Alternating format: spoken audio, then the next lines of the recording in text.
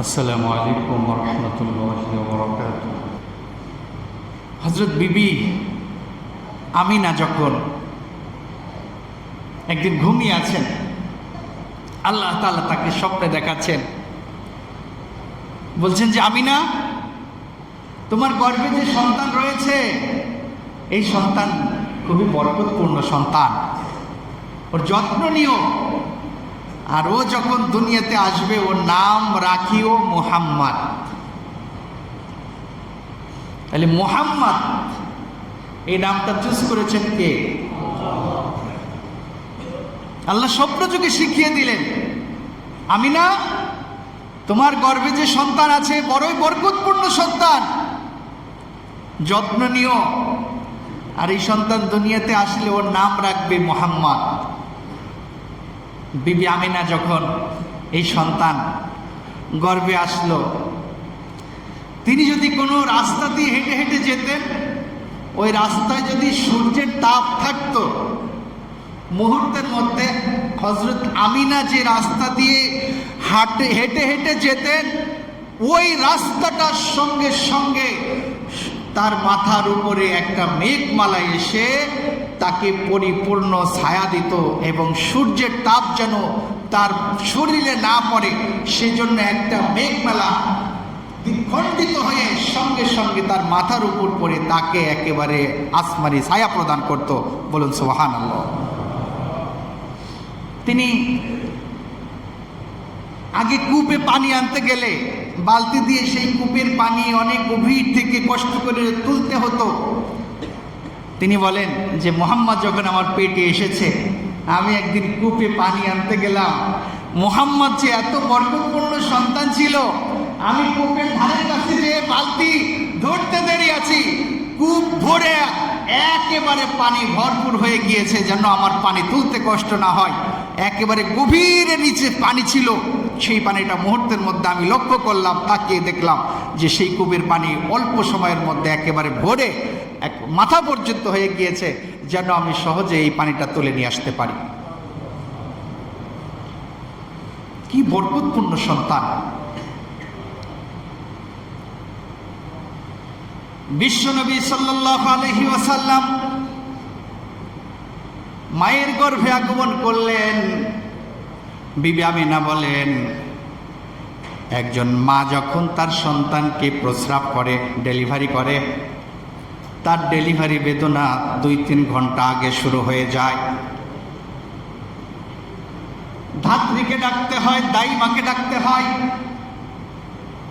অথবা সিজার করার জন্য আগে থেকেই ডক্টরের সঙ্গে কন্ট্যাক্ট করতে হয়, হসপিটালে কন্ট্যাক্ট করতে হয়।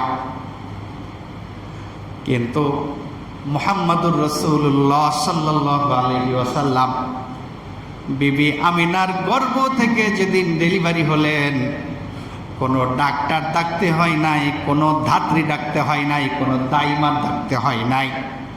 আল্লাহ সুবহানাহু ওয়া তাআলা কুদরতিভাবে ফেরেশতাদের সাহায্যে বিশ্বনবী সাল্লাল্লাহু আলাইহি ওয়াসাল্লামকে ডেলিভারি করে দুনিয়াতে পাঠিয়েছে।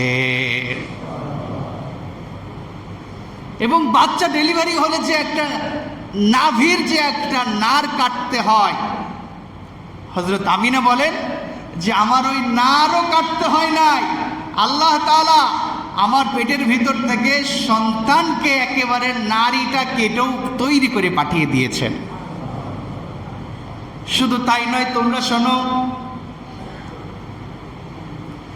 একটা সন্তান যখন নতুন করে মায়ের গর্ভ থেকে ডেলিভারি হয়, সেই সন্তান শরীরে রক্ত লেগে থাকে, পানি লেগে থাকে, নোংরা পানি, যার মধ্যে গন্ধ থাকে। ওই বাচ্চাটাকে সর্বপ্রথম পরিষ্কার পরিচ্ছন্ন করতে হয়, পরিষ্কার কাপড় দিয়ে তাকে পরিষ্কার পানি দিয়ে ধৌত করতে হয়। এরপরে ওই বাচ্চাটাকে স্বজনদের কাছে হস্তান্তর করা হয়। কিন্তু আমার মুহাম্মদ যখন আমার পেট থেকে ডেলিভারি হলো, আমি আমার সন্তানের দিকে তাকিয়ে দেখলাম কে যেন আমার সন্তানকে মায়ের পেটের ভিতর থেকেই পরিষ্কার পরিচ্ছন্ন করে নাভি কেটে তৈরি করে আমার কোলে পাঠিয়ে দিয়েছে। বিশ্বনবী দুনিয়াতে আসলেন।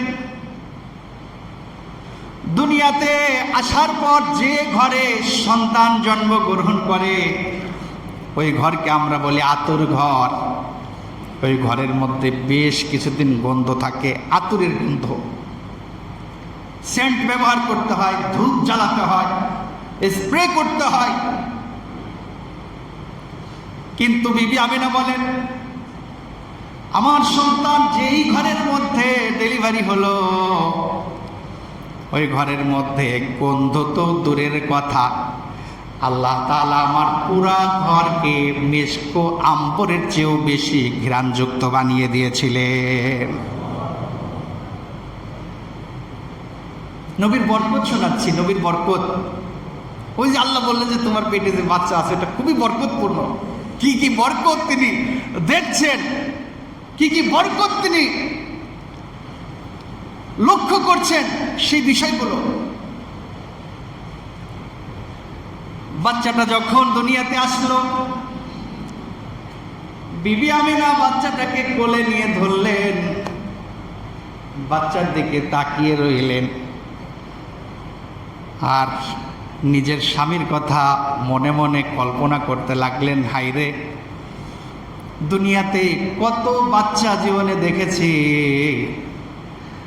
আমার কোলে আল্লাহ যে সন্তানটা উপহার দিয়েছেন আমার মনে হচ্ছে পূর্ণিমার চাঁদে কোনো খুঁত থাকতে পারে, আল্লাহ আমার সন্তানের মধ্যে কোনো খুঁত দেন নাই।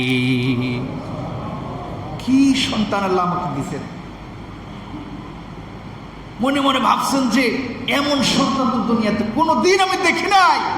এই সন্তানের বাবা যদি বেঁচে থাকতেন কি না খুশি হতেন। এত দামি সন্তান আল্লাহ আমাদেরকে উপহার দিয়েছেন। বিবি আমিনা বলেন,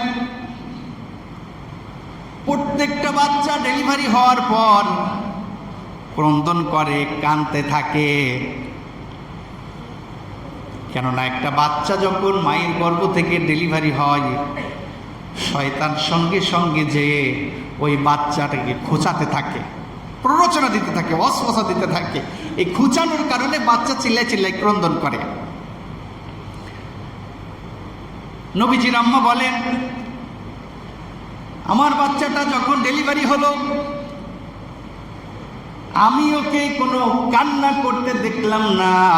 কি আশ্চর্যজনক ঘটনা!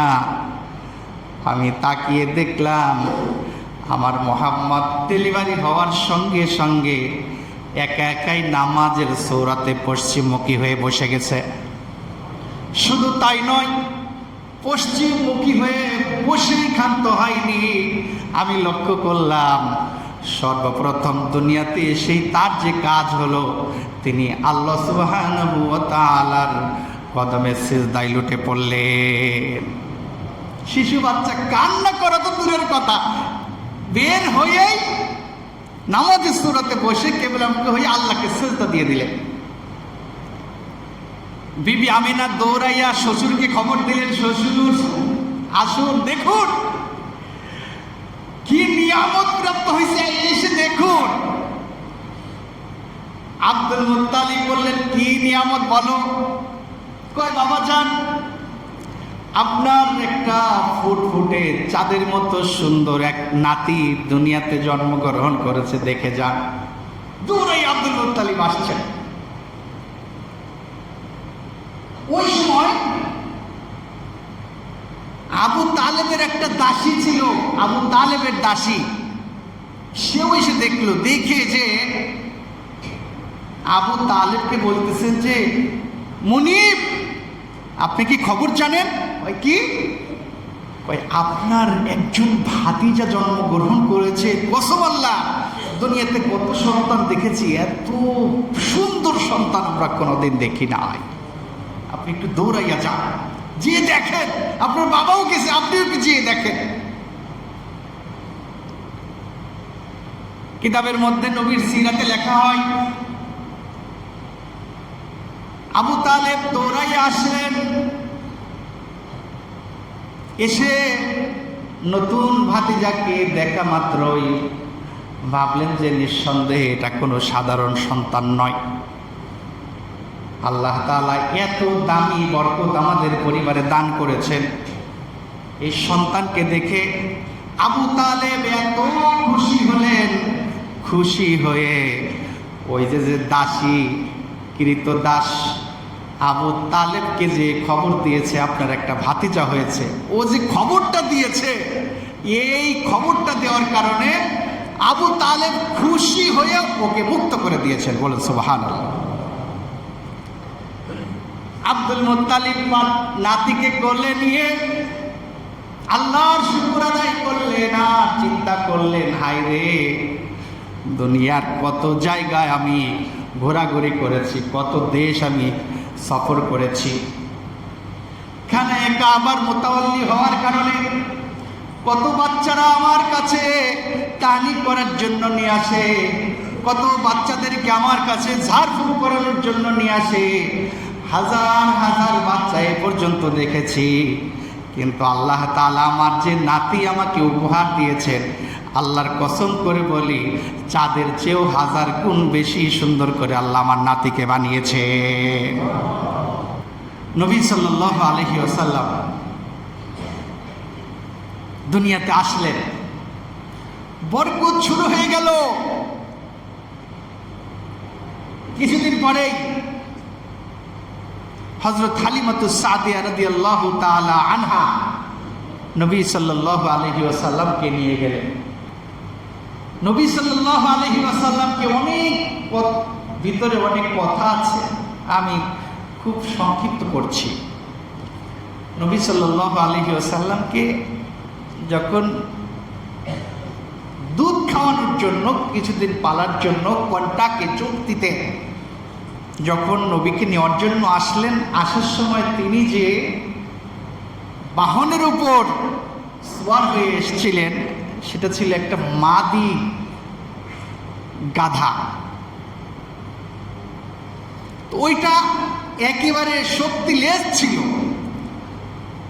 বিবি হালিমা বলেন যে যখন বাচ্চা মুহাম্মদকে আমরা কোলে নিয়ে আমি আর আমার স্বামী যখন আমাদের ওই মাদি গাধার উপর উঠি, সেই মাদি গাধাটা ইতোপূর্বে আমরা দেখেছি ও চলতেই পারে না, চলতেই পারে না, কিন্তু মুহাম্মদকে যখন আমরা কোলে নিয়ে এইটার উপর সওয়ার হয়েছি, ওইটা দেখলাম একটা পুরুষ গাধার চেয়েও বেশি শক্তিশালী হয়ে গিয়েছে। বলে সুবহানাল্লাহ।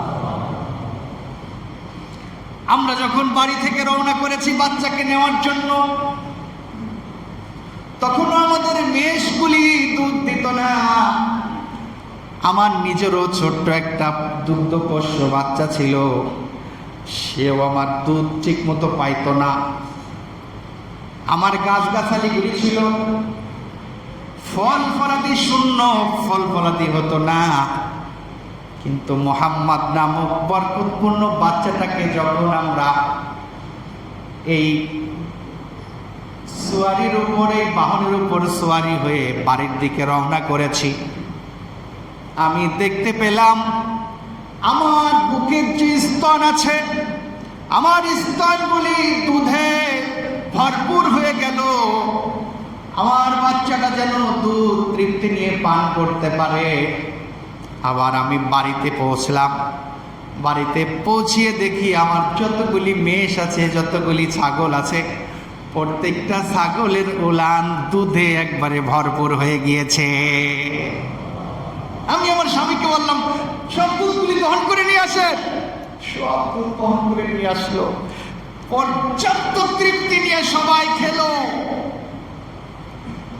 এরপরে বাকি দুধ স্বামী বাজারে যে বিক্রি করলেন, বরকত শুরু হলো, গাছ গাছালিতে ফল ফলাদিতে ভরপুর হতে লাগলো।